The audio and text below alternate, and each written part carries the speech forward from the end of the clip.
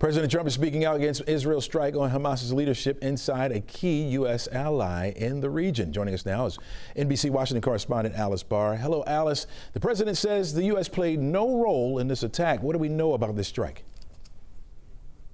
Yeah, and President Trump said, in fact, that the U.S., the White House, had no prior warning that this was going to happen, that the U.S. military, not Israel, notified it of the Israeli strike as it was happening, and that the U.S. then told Qatar, but of course it was too late to stop the attack. And President Trump voiced frustration with this. It was a rare rebuke from him, saying that he was unhappy about the way this had played out, that he wants to get hostages back, but was unhappy about the strike inside Qatar, which is a U.S. ally. Again, he underscored that he had not been warned in advance. Hamas leaders were in Qatar because the U.S. asked for a neutral site for Gaza peace negotiations that Qatar has been mediating for months.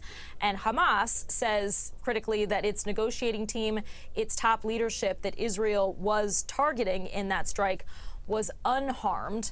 The question now is what happens with those talks that Qatar had been hosting, had been mediating, given this major escalation. That's a nation that has been mediating Gaza peace negotiations for months now. It seems like those talks could be in limbo. What are insiders saying about the negotiations now?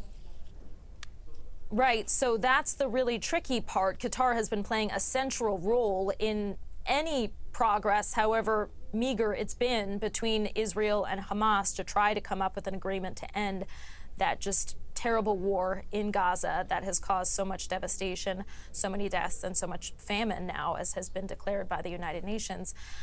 President Trump wrote on social media that, quote, unilaterally bombing inside Qatar, a sovereign nation and close ally of the United States that is working very hard and bravely taking risks with us to broker peace, does not advance Israel or America's goals. And the White House does say that after the attacks that President Trump spoke with Prime Minister Benjamin Netanyahu and then with top leaders in Qatar and assured them that nothing like this would happen again inside Qatar. It's the kind of work that he's going to be doing to try to persuade Qatar to remain willing to be this negotiating mediator, which is so critical in order to try to make any kind of progress. Yeah.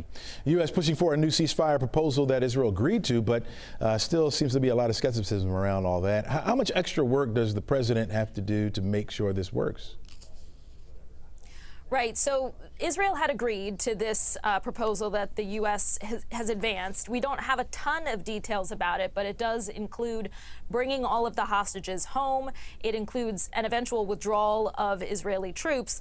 But Hamas has been skeptical about the terms because it wants unconditional surrender of Hamas. And, you know, Hamas has long said that it's not going to accept something that it goes along with Israel's goal, which is to have Hamas removed from leadership and essentially eliminated as a driving force inside the Gaza Strip.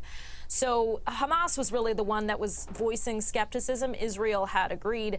And it seems very clear that now that this strike has happened targeting the very team that was supposed to be negotiating to try to come up with a ceasefire, that Hamas's skepticism is not likely to dissipate at all at this point. So the work is really on that end of trying to get Hamas to come back to the table and figuring out where that table is, with the major question about whether Qatar is still going to be willing to act as mediator.